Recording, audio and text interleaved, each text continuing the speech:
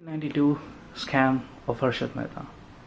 ये एक सीरीज़ है 10 एपिसोड्स की, almost 10 hours 45 minutes each. It's available on Sony live.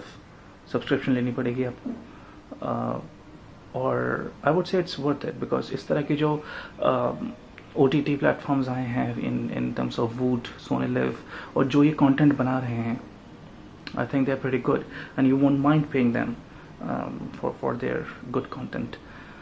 इसमें कोई एज सच नोन एक्टर्स नहीं है जो कुछ नोन एक्टर्स हैं जो बेसिक कैरेक्टर्स में है, पिवटल कैरेक्टर्स में ऐसा कोई नोन फेस नहीं दिखा मुझे। At least I didn't know about them.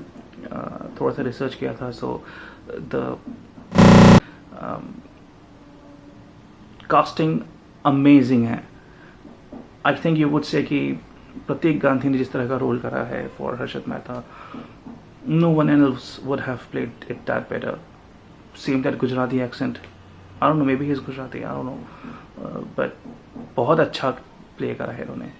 The series is not in Gujarati, it's in Hindi, but क्योंकि the character is, I guess, Gujarati, so आप subtitles on करके देख सकते हैं. But the entire series is in Hindi. ऐसा कुछ नहीं कि गुजराती में गुजराती आपको आनी चाहिए टाइप्स, अगर आपको ये देखना है तो ना। ये सीरीज़ है किस बारे में, और किसने लिखी है, किसने बनाई है टाइप्स। हंसल मेहता ने बनाई है। Hansal Mehta is one of the great directors जिन्होंने लक्ष्य बनाया था और भी काफ़ी अच्छे फिल्म्स बनाए हैं हंसल मेहता ने। उन्होंने ये सीरीज़ बनाई है। ये series based on the book which is called the scam, उस पर बेस्ड है। वो बुक लिखी थी सुचेता दलाल और देवाशीष ने, उनके हस्बैंड। सुचेता दलाल कौन है जिनको हर्षद मेहता के बारे में पता होगा? सुचेता दलाल वॉज द जर्नलिस्ट जिन्होंने ये पूरा स्कैम या कांड एक्सपोज करा था। She was part of financial editing in times of India.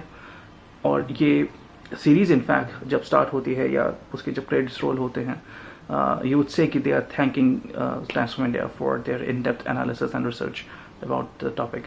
तो ये प्रीटी एविडेंट दिखता है उस सीरीज़ में। They have done their research. They have given this good information on the topic.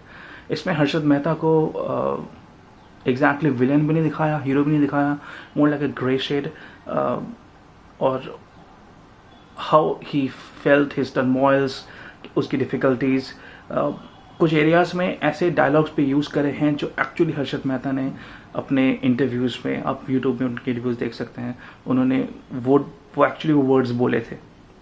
उनकी लेक्सस गाड़ी से फिक्सेशन, इस तरह की काफ़ी चीज़ें। और उन्हें जो अमिताभ बच्चन से कंपेयर किया जाता था, because Amitabh Bachchan being the biggest name in the Bollywood in those era 70s 80s 90s, ये भी हर्षद मेहता बॉम्बे स्टॉक एक्सचेंज में उतना ही बड़ा नाम था इनका।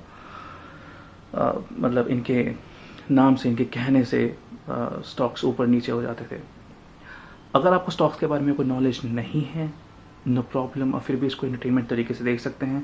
बट अगर आप कभी कॉमर्स स्टूडेंट रहे हैं 11th 12th में, I was a commerce student in 11th, और जो शेयर्स या स्टॉक्स के जो इन्फॉर्मेशन या नॉलेज चाहिए होती है being a commercian on a basic level, अगर वो है कि शेयर्स होता कैसा है, शेयर्स के साथ खेला कैसे जा सकता है, ये स्टॉक्स के भाव ऊपर नीचे क्या चीज़ होती है, ये अगर आपको पता है, और इसमें अगर नहीं भी पता है तो यूट्यूब पे बहुत सारे ऐसे वीडियोस हैं जो आपको समझा सकते हैं बहुत ही ऐसे लेमैन टर्म्स में, वो आप देख सकते हैं। और ये सीरीज़ में वो जानकारी क्यों ज़रूरी है, because they would be times जब आपको लगेगा कि यार ये हो क्या रहा है, I can feel the thrill, लेकिन मुझे समझ नहीं आ रहा है। बट देन अगर ये तभी होगा जब आपको शेयर्स के बारे में या इस तरह के मार्केट्स के बारे में आपको नहीं पता होगा, या बिल्कुल भी नहीं पता होगा। आई वुड से 11th के स्टैंडर्ड में स्कूल में ये सब पढ़ाया जाता है, तो आई एम श्योर ये आपको याद होगा। ये अगर नहीं भी याद है तो like I said, some books और यूट्यूब पे वीडियोस हैं, वो आप देख सकते हैं। उस सेंस में this series was informative on shares also. Money market, share market में डिफरेंस क्या है, होता क्या है, कैसे खेलते हैं, और क्या उन्होंने करा क्या था एग्जैक्टली, तो वो सब चीज़ें हैं इसमें। बहुत ही ब्रीफ में बताऊंगा लेमैन टर्म में कि उन्होंने क्या करा था। Feel free to share in the comments अगर आपके कुछ और राय हैं इस बारे में। सो बेसिकली जब एक बैंक को पैसों की ज़रूरत होती है तो they give their proposals to in the market कि भैया मुझे पैसे चाहिए. सो कोई और बैंक जिनके पास पैसा है वो इन्हें पैसे दे सकते हैं. इसके बदले में ये बैंक सिक्योरिटी के तौर पे उन्हें अपने कागज़ देते हैं. जैसे नॉर्मली हमने फिल्म में देखा है या हम जानते हैं कि जब एक इंसान को पैसों की ज़रूरत होती है तो वो लोन की गारंटी के तौर पर कुछ कागज़ या ज्वेलरी गिरवी रखते हैं. सेम वे बैंक अपने कागज़, अपने डॉक्यूमेंट्स एक तरह से कह सकते हैं हम गिरवी रखते हैं सिक्योरिटीज़ के तौर पे. अब एक्चुअली में तो कोई पैसा इधर से उधर जाता नहीं है, एक्चुअली कोई सिक्योरिटीज़ इधर से उधर जाते नहीं. It's all in the papers. So वो पेपर्स पहले सिक्योरिटीज़ के नाम पे जाता था, जनरल लेजर्स के नाम पे जाना जाता था, और बाद में इसको बैंक रिसीट्स BRs के नाम से जाना जाता था. Now what this guy Harshad Mehta used to do is कि अगर बैंक A को ज़रूरत है और वो बैंक B से पैसा उठा के बैंक A को दे रहा है और बैंक A के BRs वो बैंक B को देगा इन टर्म्स ऑफ दिस, तो इस डीलिंग में ना टाइम लगता था 10 दिन 14 दिन.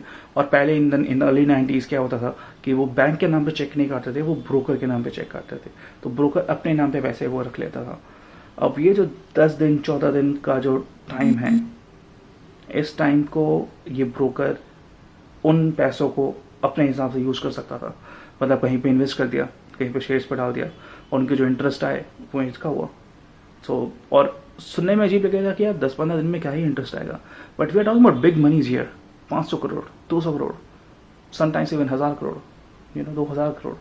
बैंकों को इतनी ज़रूरत होती है मिलियंस बिलियंस की. तो आप खुद सोचिए कि अगर 10 करोड़ रुपए अगर 10 दिन के लिए भी अगर कहीं रखा हो, उस पर इंटरेस्ट कितना आएगा. और वो इंटरेस्ट काफ़ी होता है. और ये एक ट्रांजैक्शन नहीं है, इस तरह के बहुत सारे ट्रांजैक्शन होंगे, राइट. हर्षद मेहता यही करता था. ये किस तरह से सही है गलत है मैं उस बारे में नहीं जाऊंगा, वो आपकी अपनी राय होगी, अपनी ओपिनियन होगी. आप खुद रिसर्च कीजिए, देखिए वीडियोस देखिए, और आप शेयर कीजिए अपने कमेंट्स, अपने व्यूज़ मेरे वीडियोस में कि किस तरह से आपको लगता है कि क्या हर्षद मेहता सही थे, क्या वो गलत थे. But I did like the concept that Suchita Dalal जिन्होंने ये पूरा कॉन्सेप्ट रिवील किया था, एक्सपोज किया था. She has shared in her book in a very open way. उन्होंने हर्षद मेहता को विलेन भी नहीं बनाया, उन्होंने इस कॉन्सेप्ट को भी विलेन नहीं बनाया.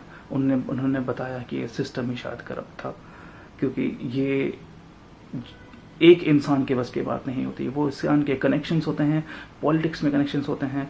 और ऐसा भी रिमोट था कि उस टाइम पे जो प्राइम मिनिस्टर थे, उन प्राइम मिनिस्टर के साथ इनके कनेक्शंस थे, जिसकी वजह से he was being highlighted, he was being condemned in the court.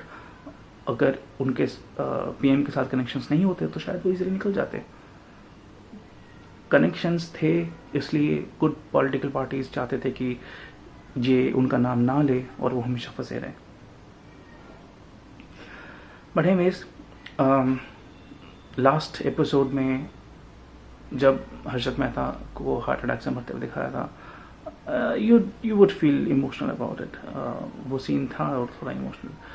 And end of the day you would feel, और उनके जो डायलॉग्स हैं, रियल डायलॉग्स हैं कि I think I can live with a few crores, मुझे और पैसा नहीं चाहिए.